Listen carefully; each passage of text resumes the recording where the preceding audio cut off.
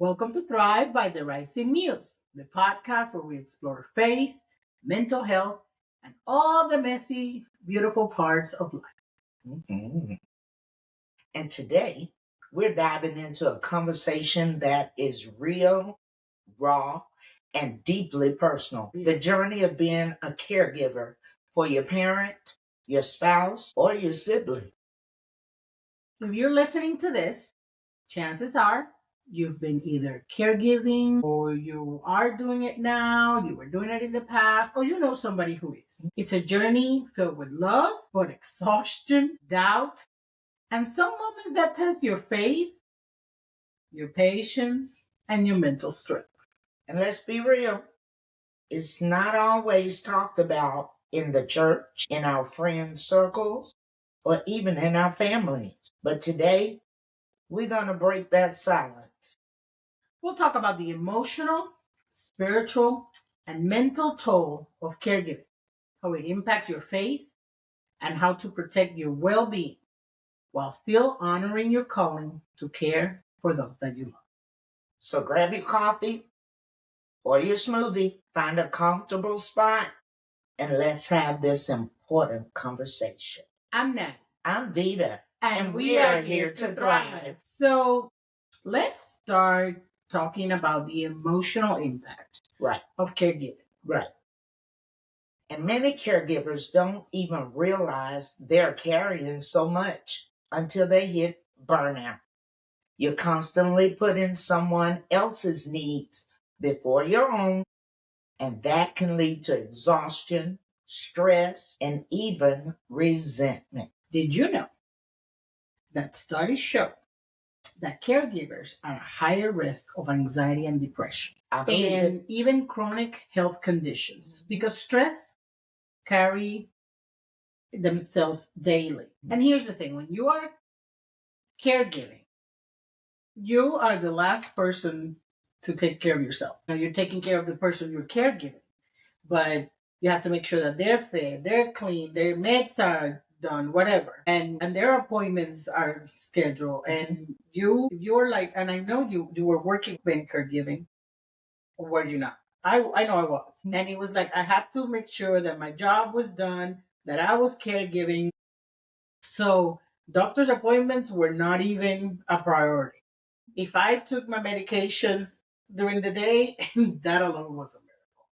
Well, I was working in caregiving and I took a 7-month leave Gotcha. from my job to go and be with my mom Mm-hmm.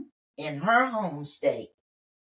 And then on another occasion, we moved my mom from her home state to our home for 16 months. So I have been a caregiver away from my home. I've been a caregiver in my home, not just to my mom, but to my husband, To your brother. and my brother. In fact, my brother was on a ventilator for 8 days. He was in a coma, and I was sitting right there. When he woke up, I was the face that he saw. So I've seen caregiving in a whole bunch of different ways. My biggest caregiving was my mom. And for me, I care for her in my house. She was, I would say, a little younger, like in her 60s. And then she went to live somewhere else for a little while. Well, not a little while, it was a while. And then, even though she had some help there, I was still responsible for making sure I would do her grocery shopping, that she coordinated her doctor's appointments, and say, if she had to go to the hospital, be there for her and that kind of stuff. And then when she couldn't be by herself, then I brought her home, and that was 2 years, her last 2 years of life, that she spent them at home with me. You helped tremendously. I was also a caregiver to her mom. Yeah, so. you helped me because, like I said, I was working. I was working from home, but I was at work. So during those working hours, you were caring for her. I was. And then as soon as my computer shut down from work, it was back to being caregiver. Yeah. And, you know, I don't know about what your experiences were, but I remember for me, those last 2 years were very, very hard. My mom could not be by herself a minute. So if you were not here, I had to be home. I could not go anywhere. I spent like at least the first year, I did not go anywhere. I would go. I had somebody come once a week in the afternoon, Friday or Saturday, and that's for me to go grocery shop. That was the only place I went outside of the house. Other than that, things were shipped to the house, deliveries to the house, and I did not deliver groceries because I needed to at least get out of the house. Of course. At some point, I remember I called my brother and I said, September, it was a year that she had been with me. You need to be here and be ready to be here more than a week because I'm going somewhere. Where you go? I don't know. I'm going somewhere. And unless the house is on fire or something serious happens to her, you are not. And I did because and I promise you, when I went there, I think the first day, all I did was sleep because my mom had night terrors.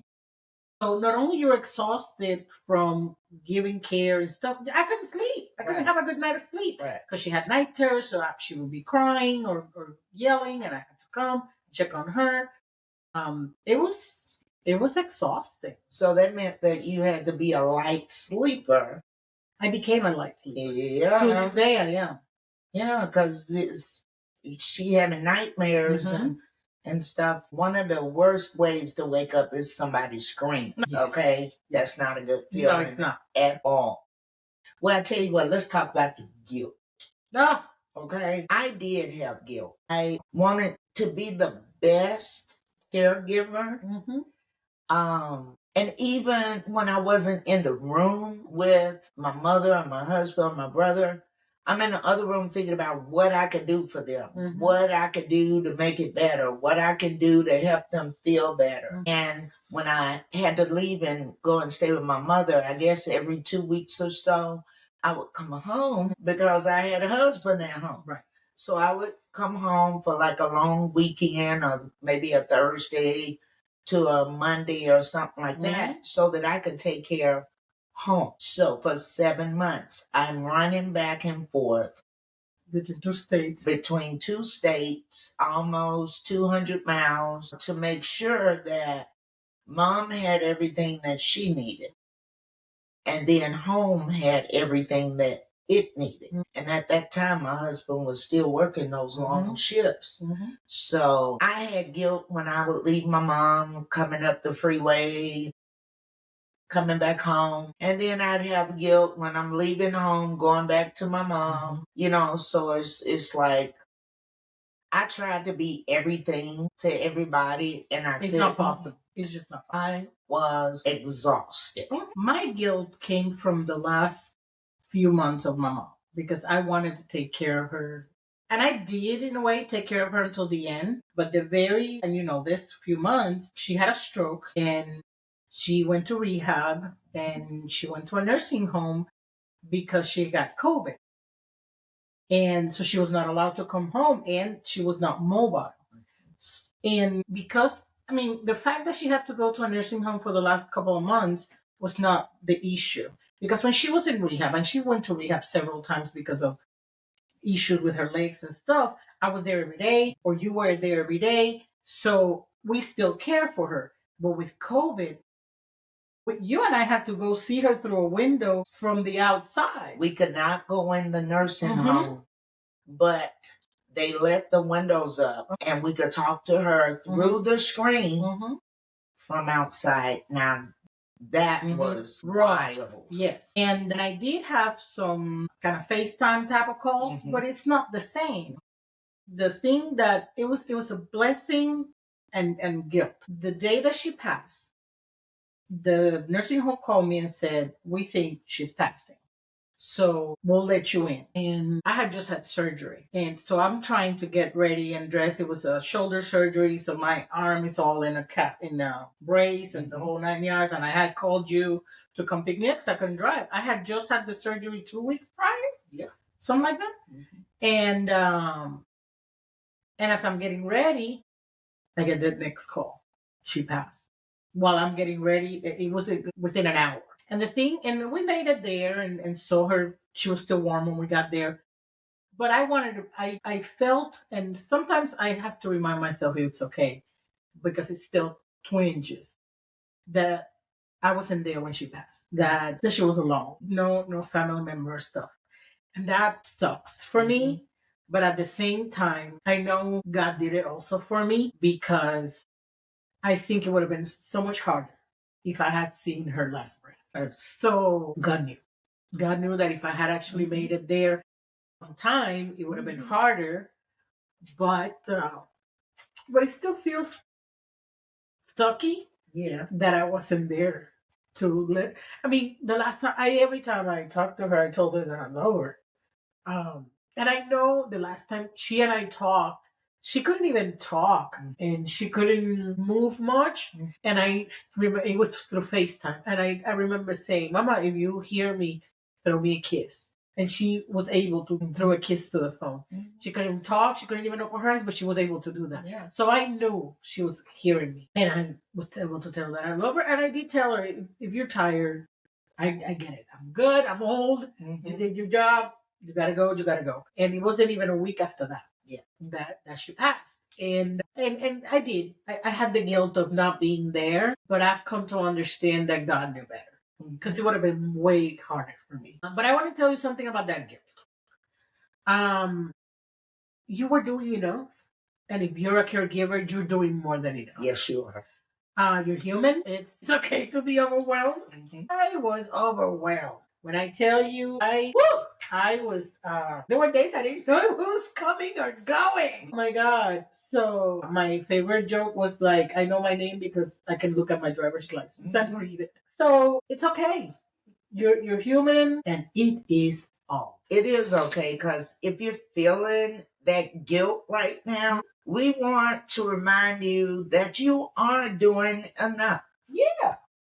No matter what I was doing, I felt like I wasn't doing enough. And from people around me seeing what I was doing, they told me that I went above and beyond. But I always felt like I was coming up a little short. And it's not because they didn't get their medication or doctor's appointments or their meals on time or their medicine. All of that was on point. Right. Being a fixer, I wanted to make it right. I wanted to make it better. And so when we moved her into our home for 16 months, she came in a wheelchair. And one of my friends had to build a ramp off of our deck so that I can bring her into the house. So we put a ramp off the deck in the backyard, and we would pull in the backyard, turn around, and open our door right there. Get that wheelchair out of the trunk. I became a pulling the wheelchair out of the trunk professional. I don't know what you call it. But after a while, I could grab that wheelchair with one arm and pull it in one hand, pull it out of the trunk, open it up. How do you think that I hurt my shoulder, ended up in surgery? Because my mom was at the point that I actually remember when I hurt my shoulder. I was taking her to an eye appointment, and I was pulling the wheelchair from the trunk of the car, and I heard a ooh, and I let it go. So I opened, but I let it go. And then, my mom, I needed to help her out of the bed. She could walk with a walker, but not long distances. And if it was a weekend or day you were not here, I had to bathe her and whatnot. And so all that is physical strength that you're doing. Then I remembered she was in the hospital one day. That was the final straw of my shoulder. And it was raining. And I needed to get something for her at rehab. So I went to the store. I went I went to the store to get something for her. And I'm running, which I am not athletic, if you haven't noticed. I'm not athletic. And it's like not, spring is raining, pouring down. So I'm running from the store, get in the car, and I threw the bags in the other seat so I could run to the car. I had the last, and I was like, that does not feel well. Mm-hmm. And the pain from that did not stop until I had surgery. Wow. It was bad. Wow. Well, let's change a little bit of gears because, when you're in the middle of caregiving, your faith is tested.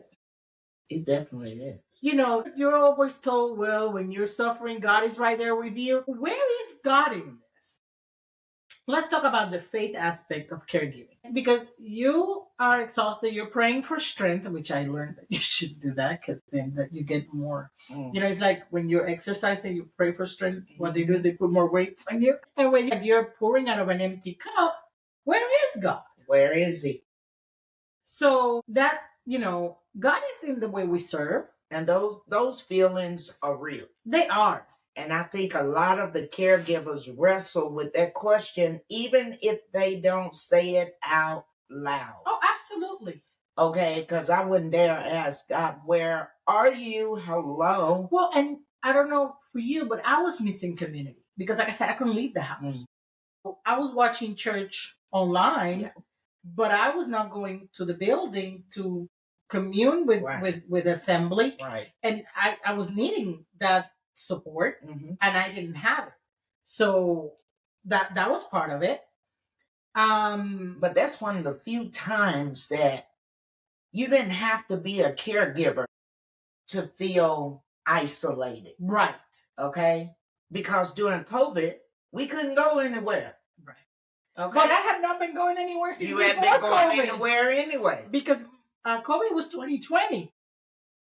My mom moved with me in 2018. I have been home isolating for 2 years. That's true. So, to me, COVID was another day, another dollar. It was no difference except that I was going to put a mask on when I was grocery shopping. Yeah. Other than that, COVID was another day to me. Yeah. Yeah. It was. But yeah, I had less time to read the Bible or less energy because I would pass out. Yeah, Exhausted. that's true. My prayer time, I did pray, obviously, because I had to. I needed that boost and that strength. But you don't feel, when you have that time to be with your lover, that relationship with Jesus. Yes, in the service that you're doing, he's there, and in the love that you're giving, he's there.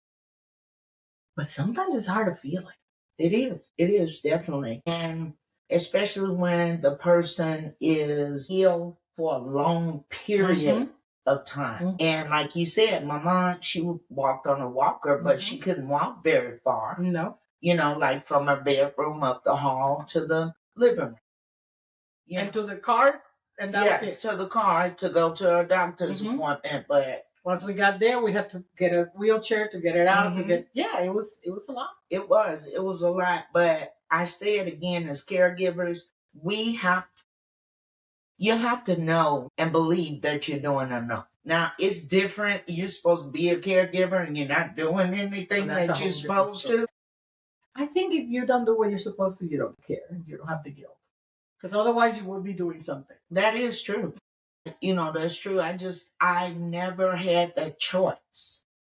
That's how I felt. The people that I was caregiver for, my mom, I loved her. My husband, I loved him. And my brother, I love him. And then your mama became my second mom because my mom had passed several years before. So I'm like, okay, God, I'm getting another chance, and I took care of your mother like I took care of my mother. And it's like everything we did, I tried to make it fun. Sure. And, like we had special names for different parts of the body. Yes. And I'm just going to leave it like that. Yes. But it would make her laugh. Yes. And make her smile. And then I would talk to her like she was a child and she loved it. And you watched telenovelas without knowing Spanish and not knowing Did not know Spanish, but we watched the Spanish soaps every day. Yes. And while I'm rolling her hair or perming her hair or whatever I was doing, or we just sitting there, I'm like, look, I don't have to know what they saying, okay? Look, the husband's gonna walk in. I promise you, he's gonna walk in. It's like, Poppy, oh no. I'm like, You knew he was coming in. Why are you in the living room with the pool boy? Just some things were just easy. And I would keep your mother laughing. I would hear that because of the way that I would be narrating the show. You keep me laughing. And yeah, she would be down the hall in the other room and just cracking up. Yes. But my thing was, I wanted to keep a smile on their face. I couldn't do it all the time, but it's like when we're going through tough time, I would try to find something to put a smile on their face, a laugh, So one of the things is when you feel weary, remember Matthew 11:28. Come to me, all of you who are weary and burdened, and God said we didn't have to do this alone. And sometimes we don't have, like I was blessed to have you, on my corner. But he's still there. And I did it many years before I met you by myself. And he was there. So he calls us to rest in him. And I look back at those times, and I don't know how I did it. I still feel like I'm more tired now, but it was a different type of time. It was a different type of mental burden. And if I survived that, I think I'm good for caregiving for the little squirrel that I have now. That was a lot easier. So this is to everyone who's listening, who's a caregiver. If you're feeling drained, give yourself permission to rest. Because if you're not rested, you cannot be what you need to be for that person.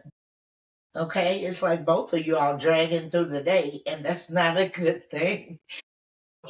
And your patient have to end up taking care of you. That's something wrong with it. And don't be afraid to ask for help. Don't be afraid to ask for help. And I tend to be very independent, would be the word. Stubborn. I got you. Whatever. But I did ask for help. Yeah. It took me to the point of I need help. Yeah. And that's, like I told you, I had someone who came Friday night and Saturday night. And one of those days, I would go sit at a restaurant by myself where I didn't hear anything anybody ate. I didn't want to be with people. I just needed quiet and decompress. Then the other day, I would go grocery shopping. And it was like for 2 hours one day and 2 hours the next that I was nice. Oh my God, yes. Yes. Those were wonderful hours. And if you don't, your church, if you can afford a couple of hours here and there, have somebody. But if you can't afford it, see if a neighbor or friend or somebody you trust can sit with that person to give you a little time to rest. And if they take naps during the day, just sit outside and look at the sky or something. Get something that brings you peace and joy. I think that was the last time I went to the movies, actually. I'm thinking. Really? One of those nights that I took a break. And don't even ask me what movie it was. Didn't matter. It didn't matter. Yes, I went and sat there, got a ticket, sat there for 2 hours, came home, and I was refreshed. Because it was, sometimes you need, and like I said, that week. And there is something called, I think it's called respite. I might be wrong. I'll look it up and put it in the resources. There is a program that if you are receiving certain services, they either send people or you can have the person go to a place for a couple of days if the for the caregiver to have a break. I was not eligible for those services. I didn't even know about those services. Oh no, I heard about them because people told me about them when I was in this situation, but I didn't qualify for them. So because my mom was on Medicare, not on Medicaid. Now, granted, we don't know how services are going to be right now, but check. The worst they can tell you is no. So it's better to check than and that somebody to tell you no than not check and you have the ability. Because it would be to send. wonderful if you look into it and you find out That you we're can. eligible, Yes. And for a few hours, once or twice a week, someone can sit with them So you while can- I take a breather. Right. Instead of going to the grocery store to relax, Right. I could really go and relax. But I even, from what I remember, it could even be like 2 days in a month that the person could stay at a place, and then you could like take 2 days off. Yeah. It was something like that. Look into it. I'll look for it and I put it in the blog. I'll put it in the resources, but because I can't remember it now, but I know it exists because when I was in it, I was told about it. I looked into it. We didn't qualify, but somebody out here might. Yeah. And again, for the caregivers, okay, give yourself permission to rest, not just physically, but spiritually. Yes. Okay. So that brings on our next topic, how to protect your mental and spiritual health, being a caregiver.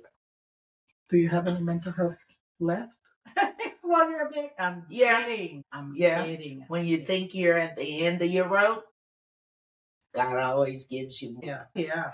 Let's talk about practical ways to protect our mental and spiritual health while caregiving. The first thing is set boundaries. And I know it's hard because you love the person you're taking care of and saying no, especially your mom or your husband or your brother. It's hard. It's hard. But it became easy. No. It does. No, it does. It does. Because I remember that going back to my example of the lady that came, my mom at the beginning, she didn't want that. And it's not because she didn't like the person or didn't trust her. She didn't want me to go away. You and you only. Yes. You were the best caregiver because she didn't care about me once you got into the picture. She totally adored her. So I could have disappeared after you came into the picture because Vita got this. You can go somewhere. Vita and Anna's Yeah. And I was not jealous. I was happy.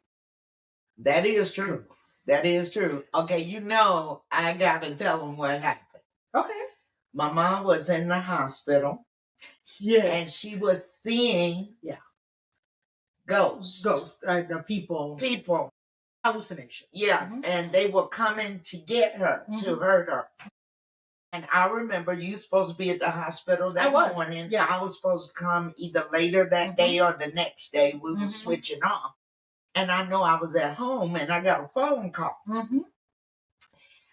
saying that you say you got to talk to my mom. She's losing it here. She keeps saying these people are coming out of the corner of her room and she's pointing, said, "Don't you see them?" And the nurse and you and whoever else was in the room was looking at us like, we don't see anything, but she was convinced that people were coming for her. She did not believe that I could take care of it. So she asked me to call her because she knew she could take care of it.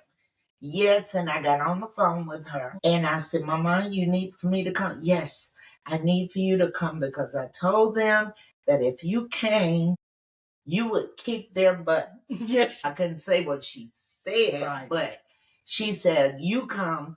I told them Vita's gonna kick their butt. So I had to come in that room and I had to make a scene. Everybody knew that I was there and and I'm like, I walked to her bed, everybody's standing around, walked to her bed. I said, "Where are they, Mama?" And she said, "Over there." She pretended to go kung fu panda on I, said a few choice words and, if you don't get out of here, you are not going to appreciate the consequences, repercussions, because they were going to be some. Yeah. So but it worked. It worked. Oh, yeah. Like I said, I had that blessing that at the beginning, she didn't want anybody to care for her other than me. And I had to set boundaries at that point and say, I need to go grocery shopping. And she was like, order delivery. I said, well, but you like certain brands and whatever, fruits and vegetables, they don't always pick the right stuff. Let me go and just give me the list of everything you want and I'll bring it to you. Yeah. And I would put the excuse of the deliveries too much, whatever. But she didn't want to. And I know at some point I said, I'm doing this. And she got it and she got used to it. She didn't like it, but I had to set that boundary until you got there. I got kicked out of the relationship and I was happy. She was okay with that. I promise. There was no jealousy there. I'm the daughter, so no. All yours. And when we went out, when I took her to a doctor's appointment, or went to lunch or something, people thought she was my mother instead of yours. They thought you were the third wheel. I was, when the three of us were together, I was the third wheel. Until they started talking Spanish, and I just wait for my name. That's it. And all I would say was see. Yes. But setting boundaries might mean asking for help. And it's okay. Okay. That does not demean you. It does not mean that you're not doing what you're supposed to. It means that you need some time to clear your head. Have other thoughts besides the person that you're caring for.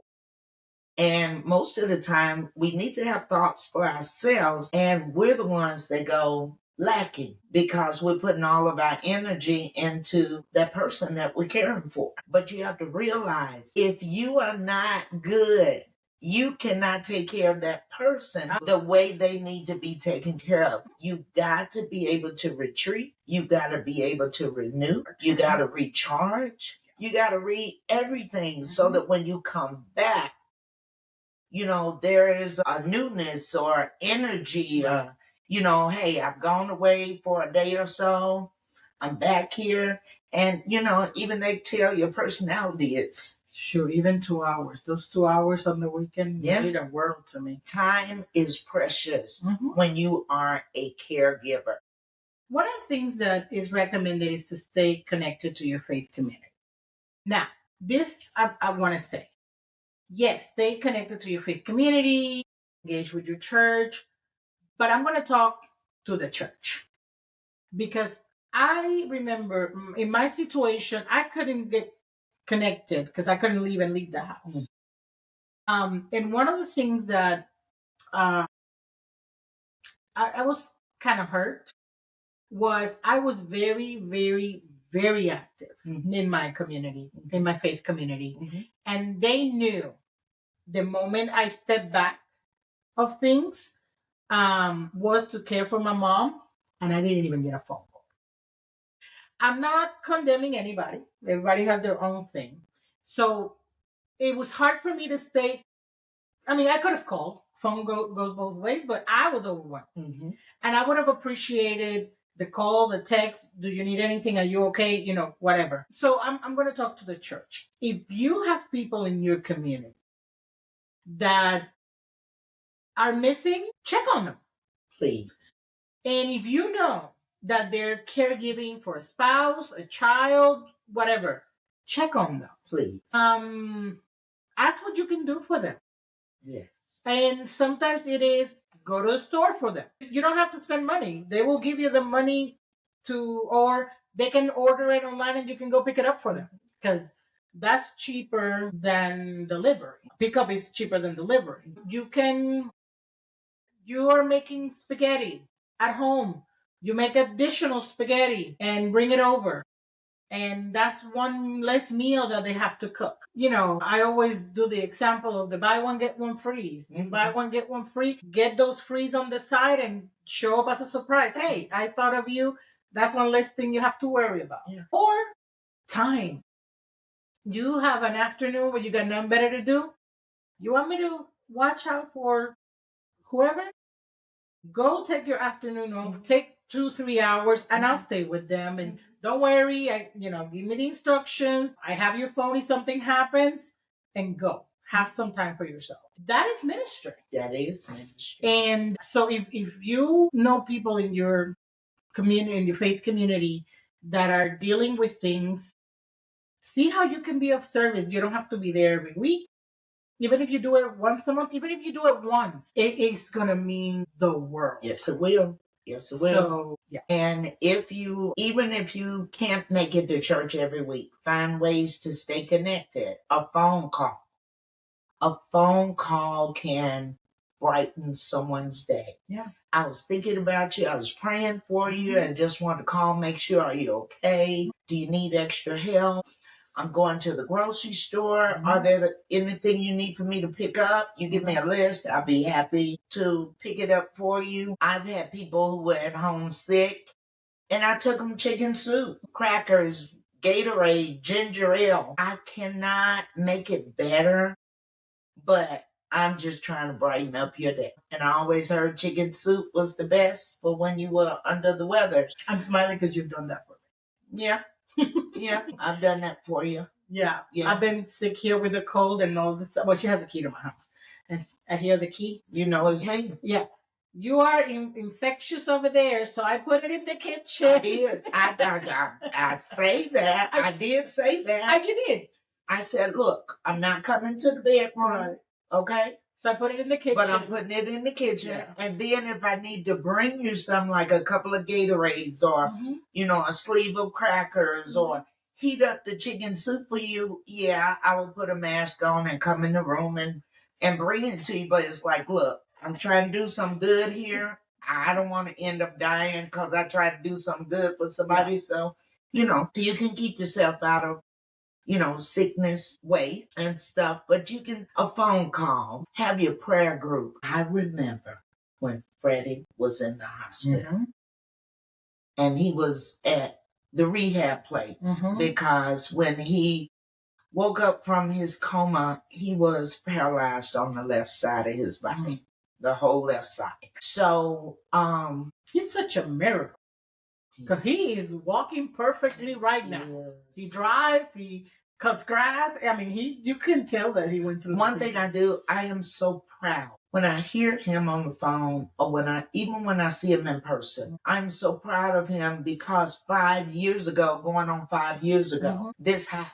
Okay. And it also ended his career. So he could not continue working after this happened. And he was on the job when he got hurt. And so he was covered and everything. But to see that he could not walk, and he's been walking ever since he was a little boy. I'm the older sister, so I remember when he was learning to walk and stuff. But to see him not being able to walk, it ripped my heart out. But a light came on in his head. When that man realized he couldn't walk, I guess, no, because they thought he was going to be in a wheelchair for the rest of his life because of the seriousness.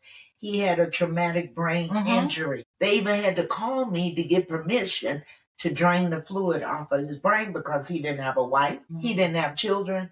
Our mother was gone. So they had to call me in another state to get permission. Yeah, you were the next of kin. I was the next of kin, but to see him come out of all that and to walk and to talk, he had to go to speech therapy, physical therapy, occupational, everything. If you look at him today, you would never imagine that he went through what he went through. Is our walking, living miracle. He is.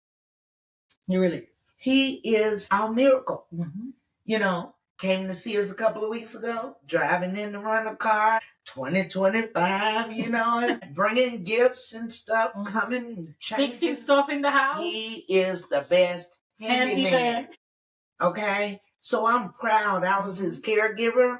We also had professional caregivers, of course, to come in because he had to have 24-hour care, supervision. They had to make sure he didn't have a stroke. He didn't have a seizure. He had his medication sometimes. He even had caregivers at night checking on him, going in his bedroom, checking on him while he was asleep. And I love Bright Star for that. They sent the best caregivers for him. And by him having paid caregivers by the insurance, I was able to come back home. So they gave me a break. Yeah. And I could go back to Birmingham every couple of weeks or whatever to see him instead of being there every day, day in, day out. But to see him, the best feeling that a caregiver has is when that person gets better. Like my mom was sick and she was in a wheelchair when she came in our house. But when she left our house 16 months later, she left driving back home. And it was awesome. But she told me the best part of of her being my patient, I made her laugh. I made her laugh. Caregivers are sent from God. That's the only way I could explain it. And the reason why I'm saying it is because my mother had several surgeries in her stomach. And after one of the surgeries, she got blood clots, PE, pulmonary embolism. Mm-hmm. After they brought her back, they said she has blood clots. So they did the medicine, started breaking it up and the blood thinner and all that stuff. But my mom was in so much pain. And I'm sitting there with her in the hospital just trying to figure out how can I make her feel better. I went and got my niece's CD player. Back then, CDs and DVD were the in stuff. They were in the DVD player. I went and got her DVD player, and I went and got this movie, Welcome Home, Roscoe Jenkins. That was with Martin Lawrence. Mm-hmm. And it had Monique in it and other people, so you knew it was going to be funny. And James Earl Jones was the father. And I went and got that DVD. I turned the lights down in her hospital room, and I pushed my recliner over to her bed and put it up on the tray where she was eating and mashed play. She and I watched that movie. My mom laughed so hard. It hurt, but different. It hurt. We had to have a pillow on her stomach so that when she laughed or coughed, you push in the pillow. My mom laughed through the whole movie, and at the end of the movie, she looked at me and she was crying. She said, "You have no idea what that did for me." And the reason why I had to do it, because they didn't tell my mom she could have died. The nurse that came in who was off that weekend, she came in that Monday and looked at my mom's chart, and she said, "Miss Black, you're supposed to be dead." And we both sitting there going, "What?" She said, "Yes, ma'am. Normally they don't find this until the autopsy." That's true. I'm trying to be professional on this radio. I'm sure. On this podcast. Those of you who know Jesus and know that when you see him, you get this feeling and it make you want to do things. Skip across the room and stuff, But to find out that my mom's life was in that much danger, and the only thing I wanted to do was just make it a little lighter, and I made her laugh. So I got into bed with my mom. Yes. And talked to her, and we used to talk about old times and laugh and old gossip. She told me things she forgot that she shouldn't have told me because I was her daughter. Yeah. And I was her about her adventures as in her youth. And sometimes she went left. She was a hot potato. Okay, we're just gonna say it. She was a hot potato. Yeah, but I didn't know that growing up. My mom looked so formal. Right. And then, part of her situation, she had dementia. So sometimes she would ask me, "Are you the daughter or am I the daughter?" Are you the mom or am I the mom? And the roles do change. I realized that because taking care of my mom is like I was the parent and she was the child, so, but I still and that's why let her keep her dignity. Yeah, my daughter wants to boss me around. I'm not even sick. You're not right. I walk in my kitchen, look at her, and she said, "What you want, woman?" And I turn around, walk out, and I'm like, "Wait a minute. This is my house." Okay, she's a little bossy. I don't know where she got that from. But here's the thing. Like you said, the best thing that could happen is when they get better. Mm-hmm. But that's not the end of every story.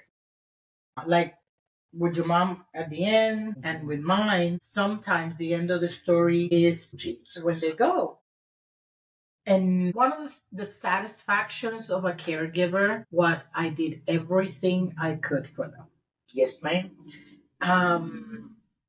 I obviously agreed with my mother. It was my mom, and I loved her, and I literally lived with her my whole life. Even when I was married, my mom was in my life. I knew that I had the satisfaction that I took care of her until the last minute. That the time that those months that she was not in my house, I was calling the place every day. I was trying to go at least every 2 weeks to knock on that window when they let us. Every time you had to sign up. Remember when we went to the window and she told us, pull the window out so we could get her out of the room? And of course, the window was cemented into the bricks. Yeah. Now, bear in mind, it's not that they were mistreating her or nothing. She had dementia. But we went to see her, and she told us what she said that we needed to. That we would use. Wait, I'm getting there. To get her out through the window, and she could come home because she wanted to come home. And we were trying to explain to her logically. Logic was not in the room with us. That we couldn't open that window. No, we couldn't. There were bars cemented, like she said. Yes. The bricks. You two are useless. Useless. And with her dementia, she kept falling out the bed because trying to get to the window. Her mind told her, get to the window with Veda and Naty. Even when we weren't there anymore, she was falling out of bed because she thought she could walk to the window to get to us. So we went through some gut-wrenching things. And the worst thing is we couldn't hold her. Yeah. I couldn't comb her hair like I had been doing. And I couldn't mess with her. My mom and I inherited her sarcasm. And if you so obviously not growing up, but once I was an adult, like over 30 something, it was like a friendship type of thing. So we used to banter with each other. And like I was telling you before, she would tell me something. I said, yeah, because I got it from you. Whatever you accuse me of being, it's because I got it came from you. That's what, yeah. And that kind of banter. Or I remember one time, and I'm in my 40s, and she tells me, you think you're grown? I said, no, the government thinks I'm grown when they're charging me taxes. So and the mortgage company, they think I'm grown. Yeah. So stuff like that. But it was just us being funny with each other. But as much as I grieved her and I loved her and I missed her, I had peace in my heart. Yeah. Because I know I did everything I could. So when that time comes, I know it's not going to be easy. There's going to be a relief. And don't feel guilty about that sense. It's not that you're like, oh, I'm glad this is over. No, it's a relief that, yes, that season has ended, but it's also the relief of good job, Will, and faithful servant. You did your best and you did what you had to do, and that season is over. So know that that's important. Now, I interrupted you when you were saying something about your prayer when Freddie was sick. Really? Yes, I do remember. During COVID, and we couldn't go to church, and I was over the youth, we had Zoom every Thursday night. Well, one of those Thursday nights, I was at the hospital with him, still had to do the kids, but I had him to come and sit with me on the sofa. And I said, this is why I'm not able to be there with you, because I'm here with my brother, and he got to say hello, and they say, I'm praying for you. I think they even made cards to send to him, but it was really special to have all the kids, my kids, all of my kids, telling my brother and realizing that where I am is very important, because they knew that he was in a coma. He couldn't walk, he couldn't talk, all that. But then to hear him say something, to smile, and I'm hugging him like, I'm so happy. That paid off better than money. Of course. That was just, awesome. And thank you for taking me back to that, because you have a prayer group or you have people in your community ensure that you that can get a prayer through. Okay, we have people praying, they just bounce off the walls and, hit you. But you have someone who can get a prayer through. That means the world, because I have people back here at my church praying for the situation that I was going back and forth to be with. And, for him to be able, no more caregiver, live on his own. They let him drive again, all this stuff. And it took a while. That boy wanted to drive so bad. Oh my God, he wants to drive. I come out to take her somewhere, and guess who's sitting in the driver's seat? You got to get on bracket. No, you are in law enforcement. You know the law. You cannot drive. You don't have a license. So when he got his license back, I was so happy because I'm like, either he gonna get his license back or he gonna get picked up. And it wasn't even that he's not gonna try to drive. I knew he was. Either you going to jail or you get your license back, because those were the options. Only two options. But as caregivers, we do need to allow ourselves to be human. Absolutely. Allow ourselves to feel emotion. And none of that makes us any less faithful, okay? So if there's one thing that you take out of this episode, I want you to know this. Your faith can coexist with your fatigue. You can love deeply, but still need space to breathe. And that doesn't mean you love any less, that you're being selfish, none of that. God didn't design us to carry every burden alone. He placed people and even moments of rest in our path to remind us that we're never truly by ourselves. So to all the caregivers out there, I want you to know that you are worthy of love, grace, and rest. It's okay to. And being a caregiver is a journey. It is. It's not a test that you have to pass. No. Okay? It is a journey. All right? It's like, God, why are you doing this to me? He's not doing it to you. But you have been assigned to be a caregiver to this person or this person or that person. And tell me something if you agree with me. After that journey ends, big blessings come behind. They do.